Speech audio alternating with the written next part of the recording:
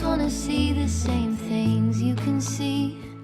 Understand the meaning on a new degree. In this episode, I sat down with Bob, and it was wonderful to speak to him.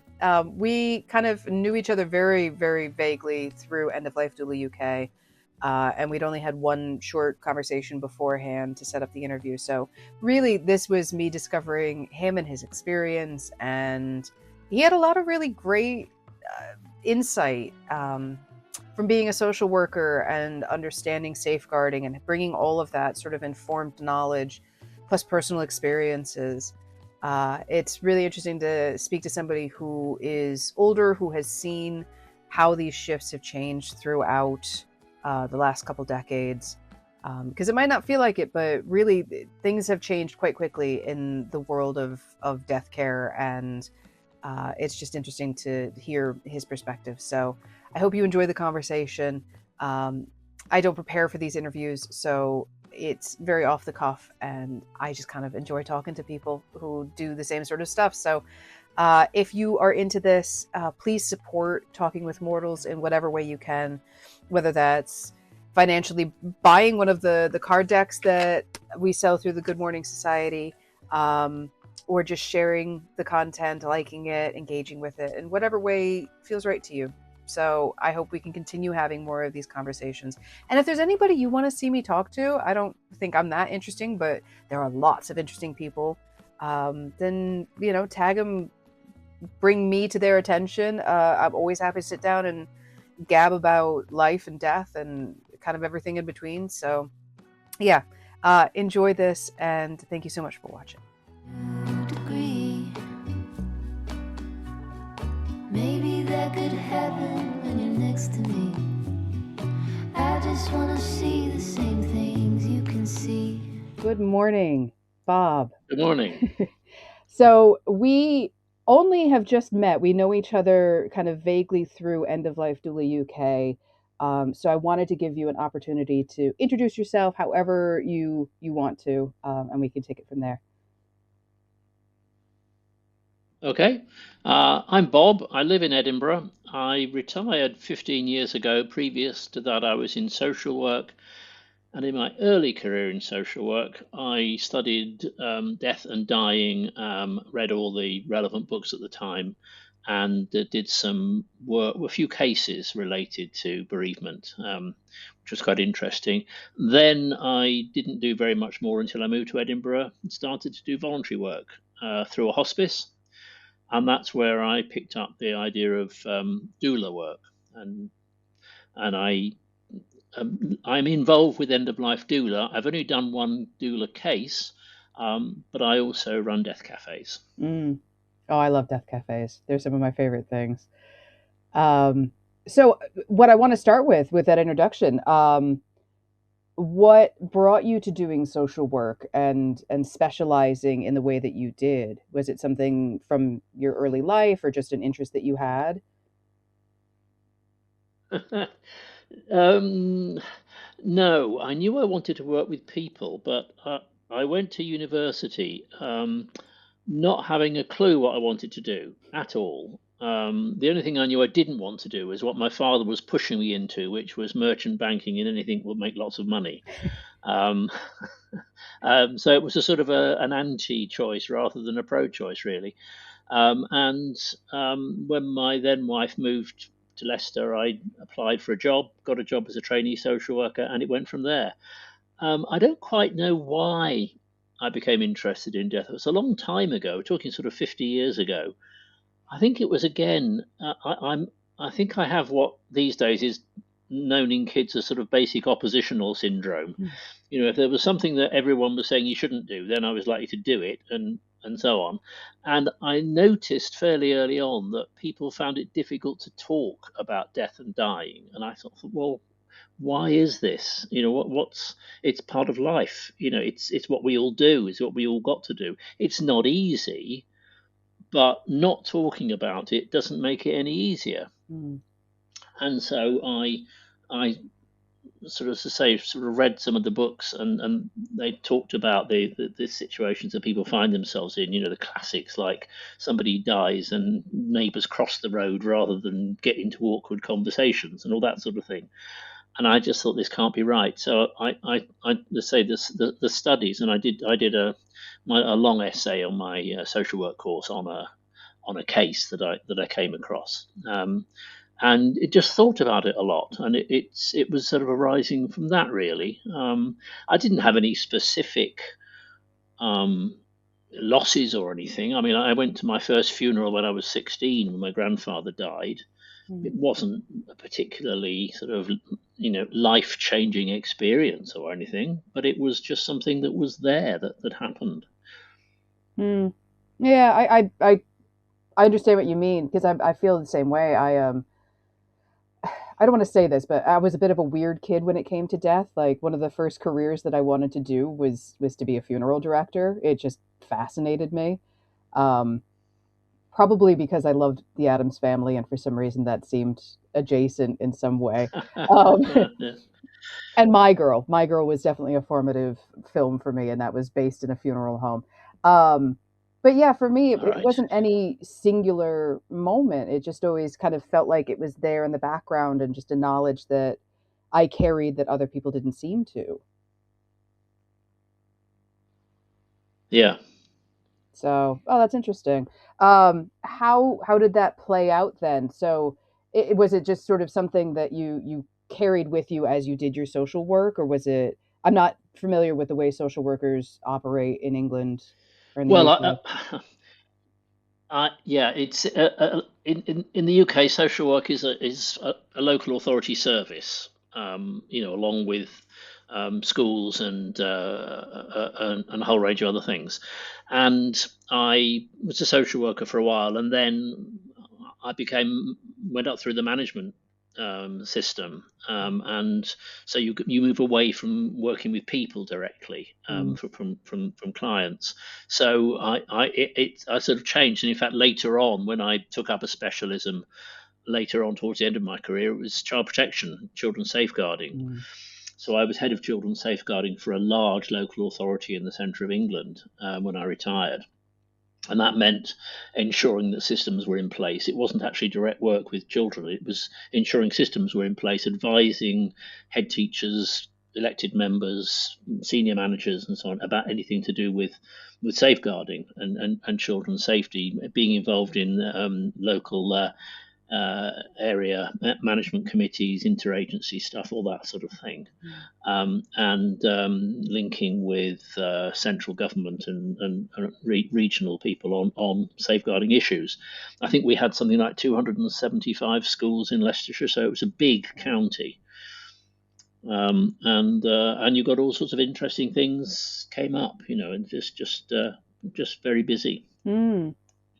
As you're saying that, I'm thinking because prior to this, we had a brief conversation before, but talking about the idea of when you receive a referral through End of Life Doula UK, that it's rarely just a straightforward, this person is nearing their end of life, and we just need a little bit of support. That there tends to be a lot of external things going on Oh that's yes. not just so.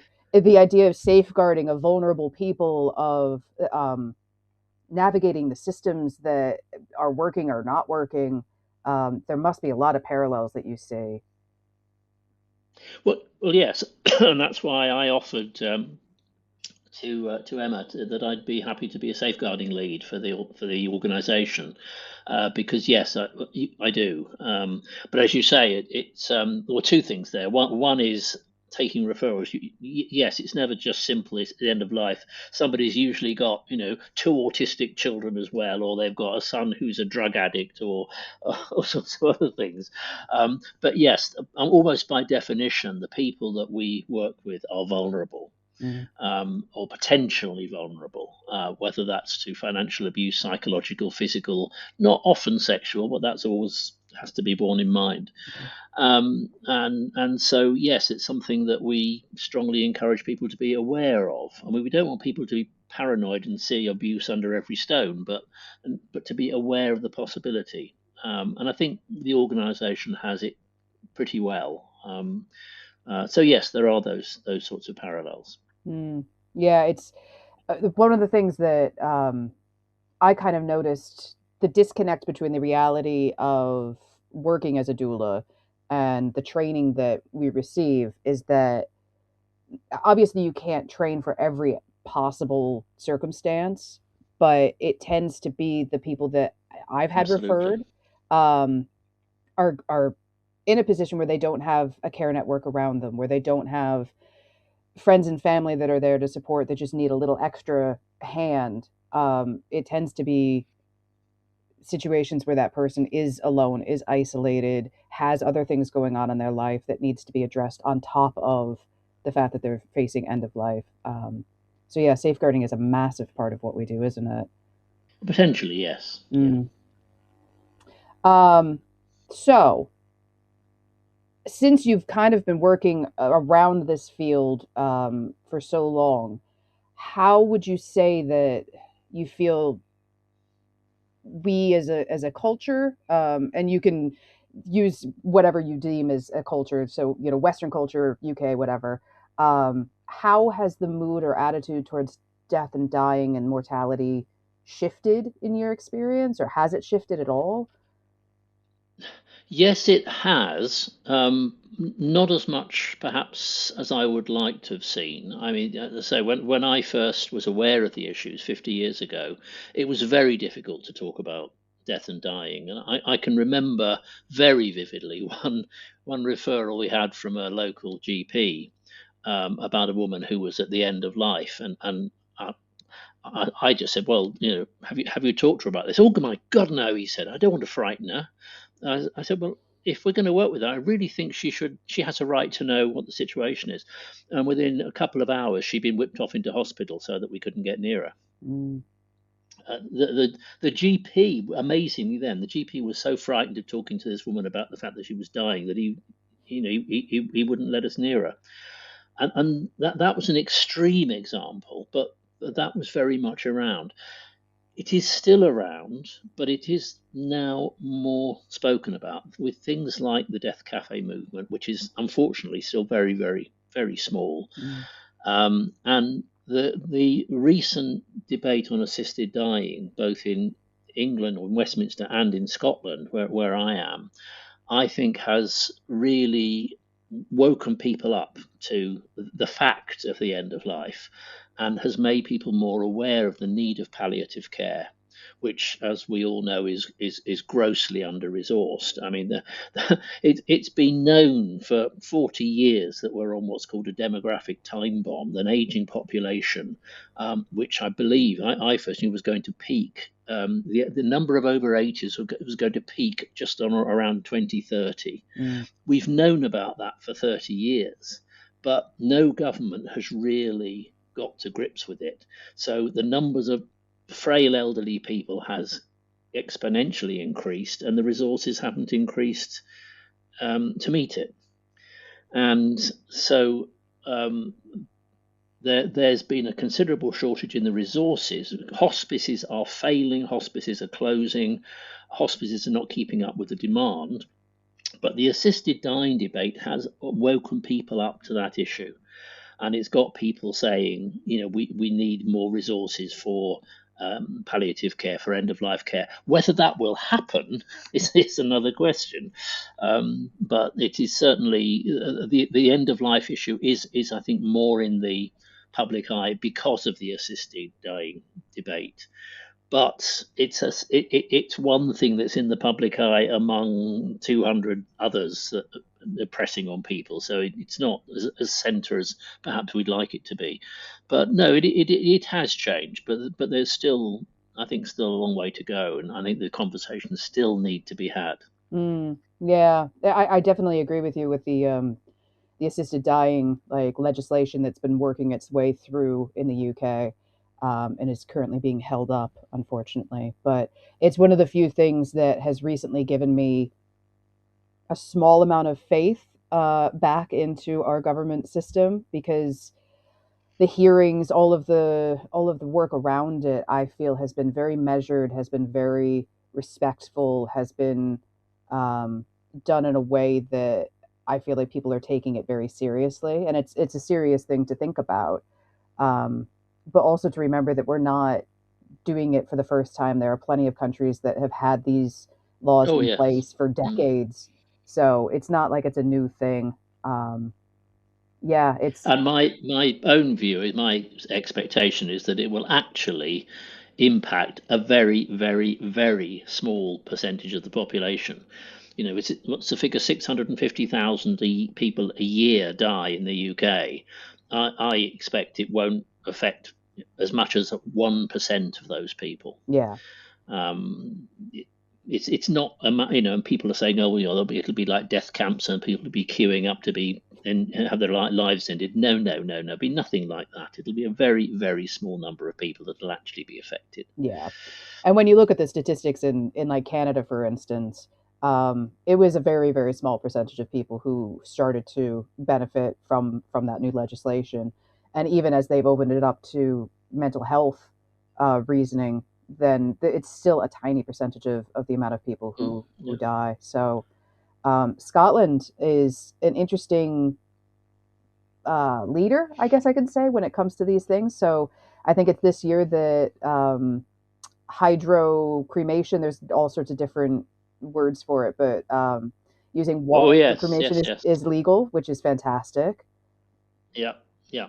And Um, there's a firm in Edinburgh who I believe does human composting, but I haven't actually looked into that yet. But it's mm, something I'm interested in. I just love the idea of being being part of the earth and having a tree growing out of me. It would be just great. yeah, that's my. Or even carrots or parsnips. Who knows? It's That's the one. So when I think about it, it's legal in a bunch of states in America now, and I feel like it's every month a new one is taking it on board. But mm, yeah, the human composting I think is I hope that is available for me when the time comes because it just yeah it resonates with me. I like the idea of natural burials and all of that, but something about just turning into a garden after a month or two seems yes, really beautiful. yeah, yeah, Yeah. yeah, yeah. Um, I wanted to ask about your experience with death cafes because I run a monthly one here in the city center of Manchester, which brings in an interesting demographic of people, like a huge mixture as you would expect in a city center. So please tell me about yours and your experience with it. Well, I started getting on for 3 years ago now. I started looking around to see where to hold them. And I thought of a cafe because of a death cafe, and I couldn't really find a cafe where it would work. And so I turned to community centres. Mm, And we had a new community centre near me down in New Haven that had only just been going for about 18 months. They bought up a old Victorian primary school, mm, so built in sort of 1840 or something like that, and a new school had just been provided, so they were getting going, and I approached them, and it was a bit uneasy at first, but then he said, "Yeah, go for it." And so I'm part of the offering, and I've been running a death cafe there. We started off with 4 a year, now it's 6 a year. Started off quite well. We had about 12, 14 for the first 2 or 3. I also ran one in a local library. That worked all right. But I've tried a couple of other community centres that hasn't worked. mm. Into another community centre, we had one person turn up. so, so she had the benefit of myself and my partner and the cake that my partner brought along. And I think it helped her individually, but it was a bit disappointing. But I've had generally anywhere between 6 and 12 people turn up. Um, but I think I've just come across a new daily paper, online paper that's provided. The guy at the community centre told me about, and I'm going to put the next one in there and see if that helps because publicising is always an issue. How do you publicise? So I use a online thing called Nextdoor. I put my death cafes on the deathcafe.com website, Mm. which usually is I get more from there than from anywhere else. I tried Eventbrite and I think I got one interest from there. So I didn't bother with that anymore because it's a bit of a hassle. But it's mostly word of mouth. People come along, or a couple of people I picked up. I went to a another death cafe in the city, run by a spiritualist group, and picked up a couple of people from there who came to my death cafes after that. So, You poach but them. yeah, all sorts. Oh, there's plenty. Yeah, I don't think anyone's going to be worried about that. There was all sorts of things discussed. Mm. Some really fascinating things. I've had a couple of people who have had recent bereavements and wanted to talk about, try to understand what goes on. But we focus on all sorts of things. The thing that comes up fairly often is legacy. Mm. What I'm going to leave behind, how I'm going to do that, what's going to happen to all my effects. Obviously we've talked about assisted dying when that was very much at the centre of things. Um, but no, a range of different things are discussed, and the things that we emphasise, because I go along the deathcafe.com guidelines, is that it has to be informal. Mm. It's always free, although we do encourage people to put a few pennies in the slot to go towards the coffee. Um, and you can have fun, you can enjoy it. If something comes up that's funny, then enjoy it. Feel free to laugh, and we do. We often have giggles and people breaking out into bouts of laughter over things, because there's always humor, even at the end of life, even in death, and that's fine. But the most important issue is having the conversation. And I can remember one person who came along a couple of years ago. She was desperate to talk. She was in her 80s, about 83, perfectly fit, very healthy, but she was desperate to talk to her family about what was going to happen at the end of her life. And all she ever got was, "Oh, don't worry, Mum, you don't need to think about that. We don't want we don't want to know." And she was desperate. How do I do this? How do we? So I had a separate session with her, and we talked through the options and so on. And eventually, she did say that they had started to open up, but mainly because someone else in the family had just been diagnosed with a terminal cancer. So, Mm. so that sort of focus their thinking a bit. But just that's, I think, the biggest value of death cafes is for people who want to talk about the issues, Mm. but can't get anyone else, friends, family, or think they're weird because they want to talk about what's going to happen at the end of their lives. And what's crucially is people understanding that there's a lot of preparation to do, and it helps to do a lot of preparation. Recently, I have a house down south, and my next door neighbour looks after it for me. And a couple of weeks ago, her husband died. It was very expected. He was 94, so it wasn't a great shock or anything. Mm. And she said to me a few times, "Oh, I didn't realise how much there is to do." Yeah. Administratively, practically, and she has no computer. She's got no access to the internet, but fortunately, she's got a daughter-in-law who helps out, and applying for all sorts of things, closing down things, the will, and all the rest of it, and she's now got to apply for pension credit in her own right, and so many things to think about. And of course, it's at a time when people emotionally are not in the best state to be working through things. And that's why people need doulas. That's why people need help at the end of life, but preferably to have planned beforehand. Mm. And that's one thing people find very difficult to think about doing. Some people are brilliant at it. Some people are not. Some people, oh well, it'll happen when it happens, and we'll sort it out then. Yeah. But one of the things I say to people is, if you're going to get married, you usually do quite a lot of planning over a number of months, and you get everything in place for the wedding day. If you're going to have a baby, you've got 9 months to plan. You do a lot of planning, you do a lot of buying, you do a lot of sorting out, room decoration, whatever. Mm. Dying's the same. There's a lot of things that it helps to have planned for and to have prepared for, whether it's principally for the benefit of surviving relatives who've got to sort things out. Yeah. Yeah, absolutely. Um, the sheer amount of admin and paperwork that's involved at a time when chemically your brain just is not functioning the way that it did before. It does not, Absolutely. operate Yeah, yeah. Um, it's yeah, I think emotionally some people can't engage in that topic, but if you come at it from a practical point of view, which is why I think many doulas, when we go through our training, we sort of attach ourselves to advanced care planning because we're like, well, this is a practical thing. This is a thing that does need to happen. And you can approach much of it in a non emotional way, in a more matter of fact way that people who are a bit more death phobic, I think, can access. And then hopefully you can get to a more emotional place.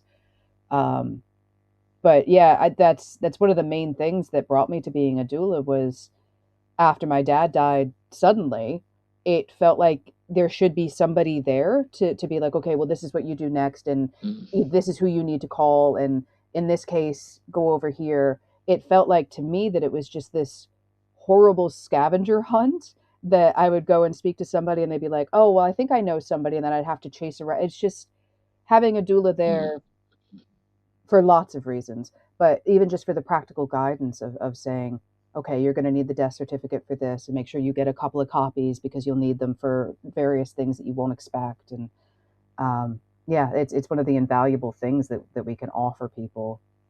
Um, but yeah, the death cafes, I think, are spaces where people can engage in that long, long, long before they have to. So they are a bit Yeah. more emotionally prepared. The last one we did, the one we did last a couple of weeks ago. Very interestingly, one of the things we talked about was the practical tasks that need doing at the end of life, and why we don't get round to doing them.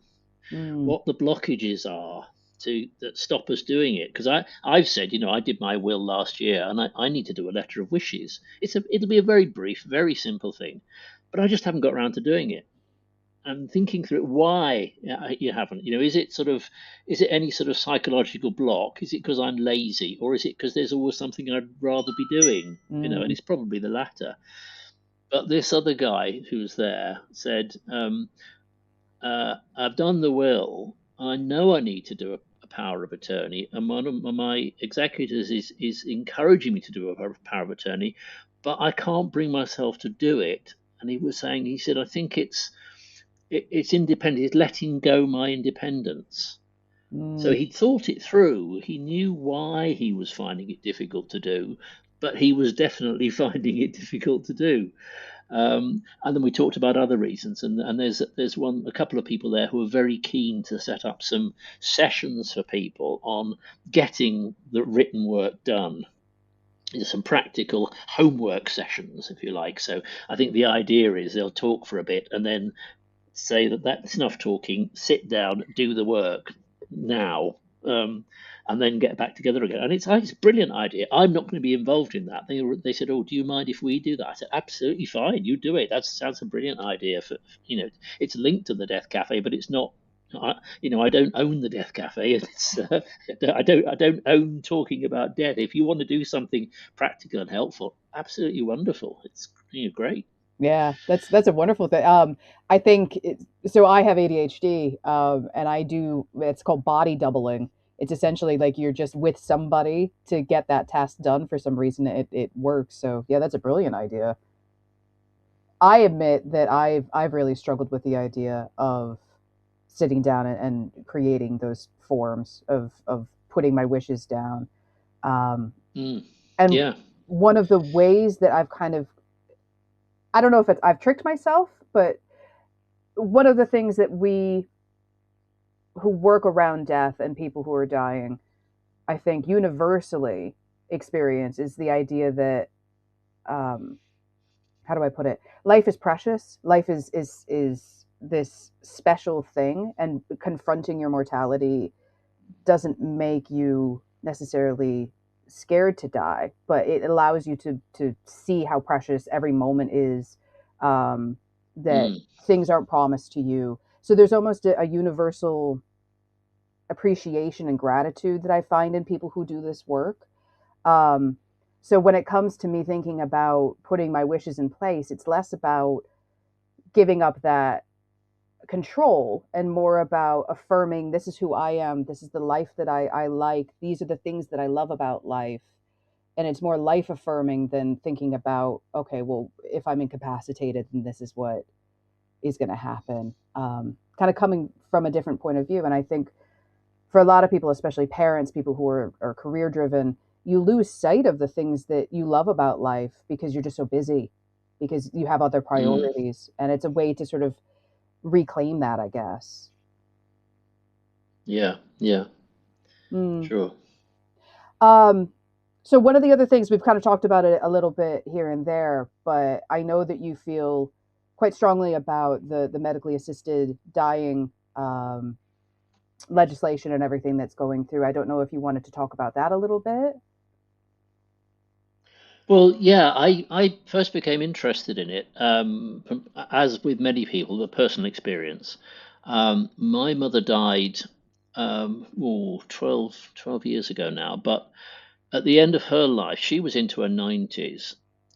She was she had to go into a care home at the end because she kept falling over, and my sister, who lived nearby, couldn't didn't would have the responsibility constantly of having to go around at 2, 3 o'clock in the morning when the mother fell over, and she was becoming incontinent, so she felt she got no dignity, and she just wanted to end it. She said, "I don't want to be here anymore."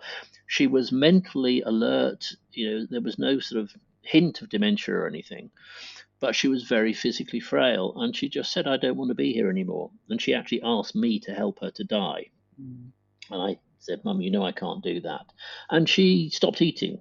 It's what we now call VSED, voluntary stopping eating and drinking.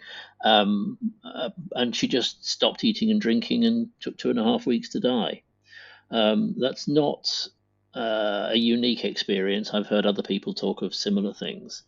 And it made me think, surely there should be some way in which my mother should have been able to make a positive choice Mm. rather than having to starve herself to death in a situation where she was psychologically in pain. She wasn't in any physical pain. That any physical pain was, she wasn't actually, she didn't have a diagnosis.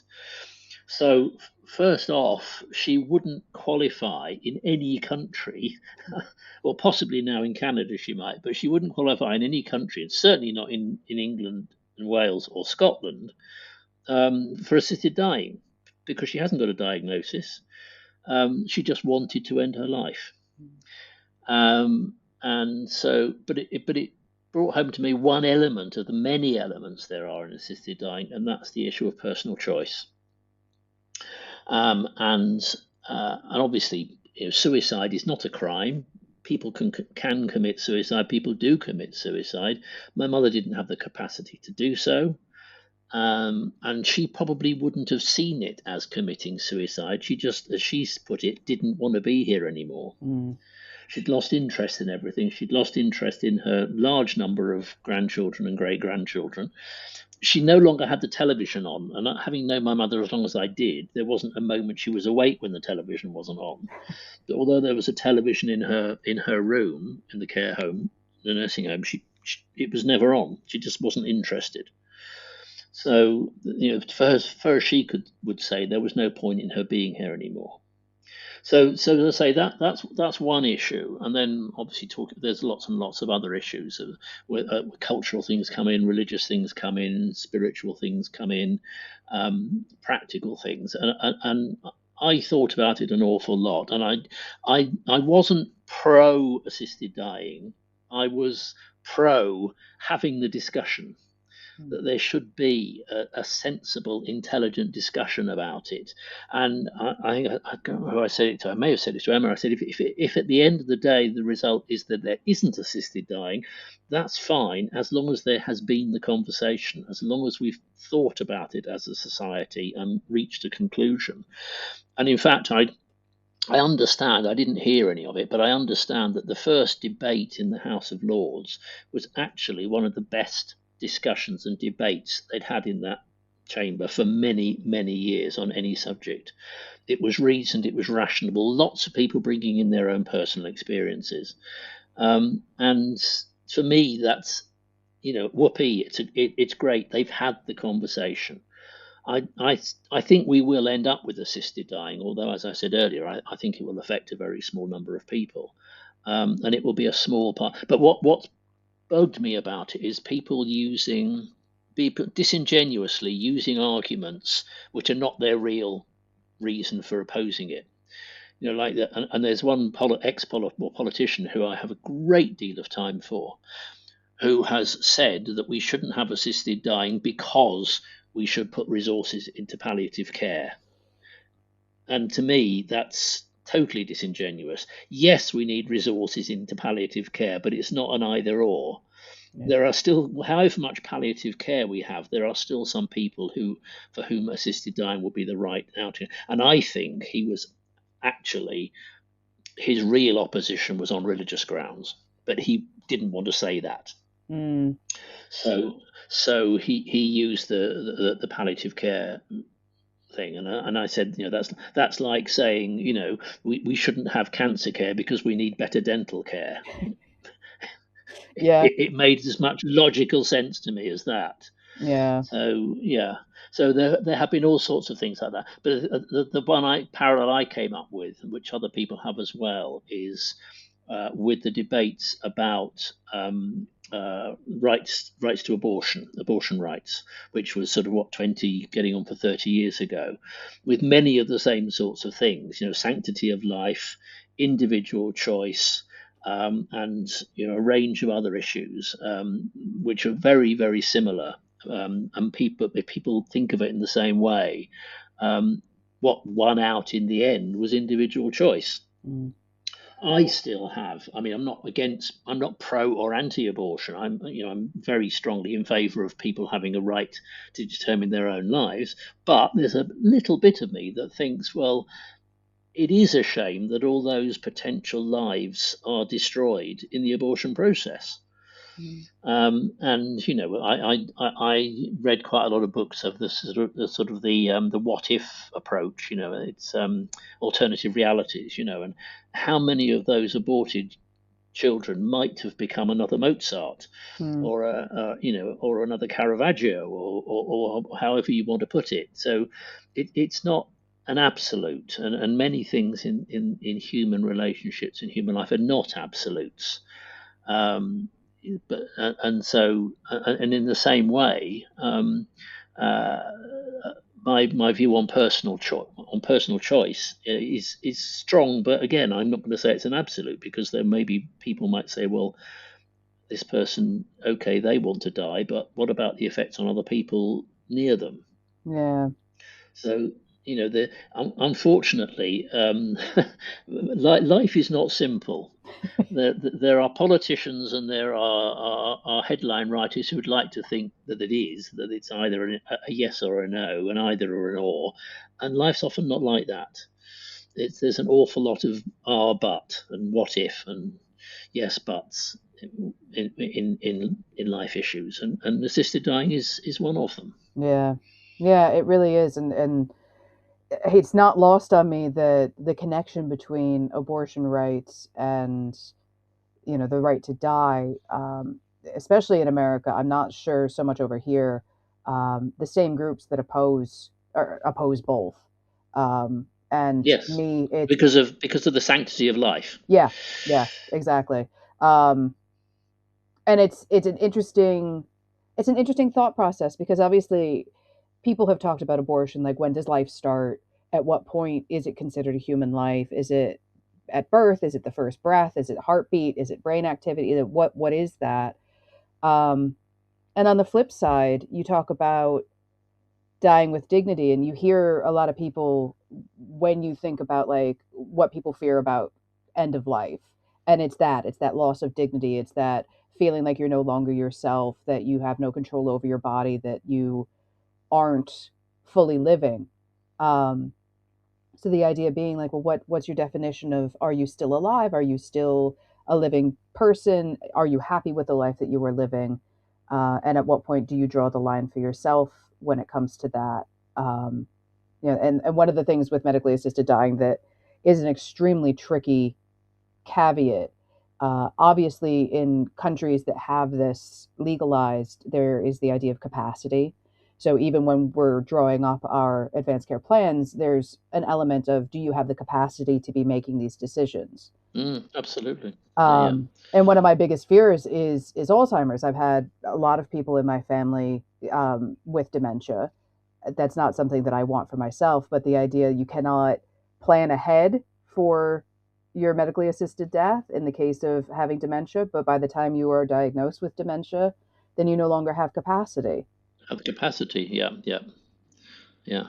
So yeah, it's definitely life is not simple. Life is not clean cut, even though we try to make it. Um, Mm, but I agree. I think at the end of the day, if this doesn't go through, I do feel mostly satisfied that it has been discussed properly, and maybe it's just not the right time. Um, but I also do fear. I agree with you with the argument about palliative and hospice funding. That needs to happen regardless of whether this legislation goes mm. through. And there are people who are suffering right this second that would not be in the same place if we did have that funding in place.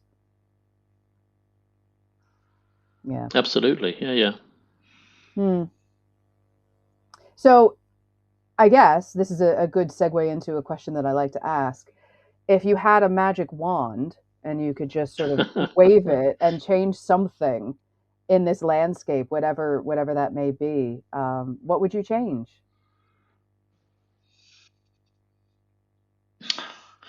Well, one thing I would like to see is that death and dying becomes part of the school curriculum. Mm. It's not too early to think uh, about life, and that it may be that in some ways, in some schools, it is included because, of course, there are schools that have life skills and human relationships and so on. But I was very much struck by I don't know if you know Mary Curie Research does a webcast every year, and in fact, there's one coming up. I think it's probably next week, and I did the last one a year ago, 2 years ago, and there was an excellent presentation from Northern Ireland where they had gone into schools and they called it action research and had helped teachers to learn how to talk about end of life. And the results were stunning in that they did a check on, how confident are you to talk to a child about if the child has a death in the family. And it started off, sort of 23%. Then they did the training, and then they did the same questionnaire again, and the figures were up to 73, 75%. So the teachers were a lot more confident. Mm. But the figures they came up with, I think it's something like in the average primary school, I'll keep talking, although it looks as if you may have gone. In the average primary school, one in 29 children were likely to have had a recent bereavement, of reasonably close bereavement, friend, brother, grandparent, parent, whatever, which means in every class there's likely to be a child who's had a recent bereavement. Mm. And when I've said that to people, people are amazed. Well, that's an awful lot. Yes, it is. It's a normal part of life. And if schools shy away from it, then children will know that it's not a safe subject and they won't talk about it. And so children need to know that it's a safe subject if you want to talk about it. So that's why I think we should be talking in schools. Again, I always emphasize not to talk about it and obsess about it, but have it as part of the normal language, the normal interaction, the normal curriculum, so that any child whose grandfather dies or mother dies or best friend dies feels there's someone that they can go and talk to and say, this has happened and what do I do and whatever.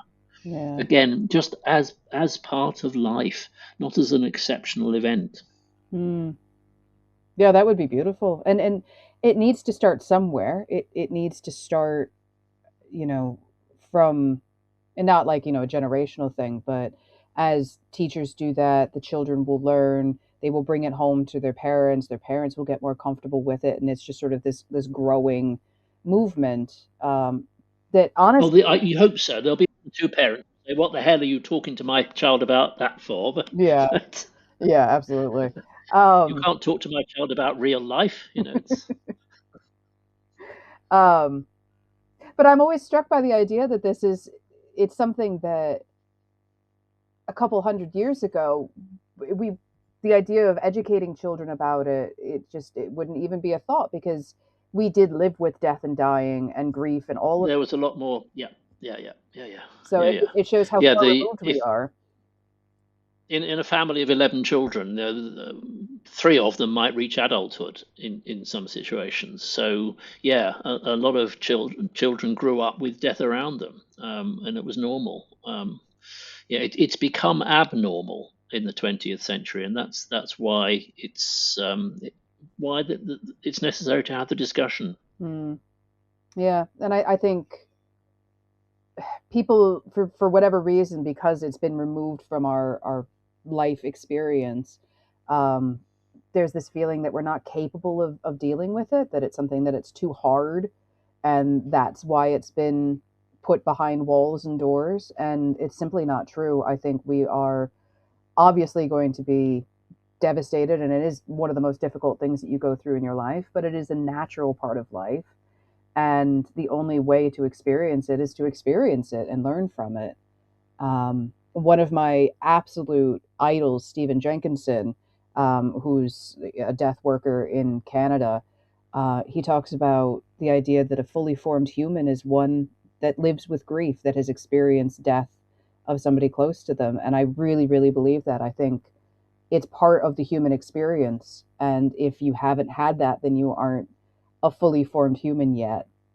So yeah, get them young. Let's teach them young. And um, I know I'm not sure what it is in Scotland. In England, the curriculum is changing. I'm not sure at what age, but they are starting to teach bereavement in classrooms, which is great. I think Good, that's a good start. I think good. that's Yeah, starting this year. absolutely, But yeah, I wish I absolutely. could give you that wand because that would be a wonderful thing to change. Yeah. Wonderful. Okay. We are drawing to a close here, but I just wanted to give you the opportunity if there's anything else that you wanted to bring up that I didn't get to ask you or any thoughts that have come up. No, I don't think so. I think we've covered quite a bit. Beautiful. Yeah, I I think feel we as if I have. should choose some bits of music for my desert island now. Yes. Yeah. Oh, I love that podcast. Okay. Well, thank you so much for your time and your perspective. It's wonderful to talk to you. And yeah, thank you again. It's good to talk to you, and I hope I'll come across you again at doula events. I just wanna see the same things you can see, understand the meaning on a new degree. Maybe that could happen when you're next to me. I just wanna see the same things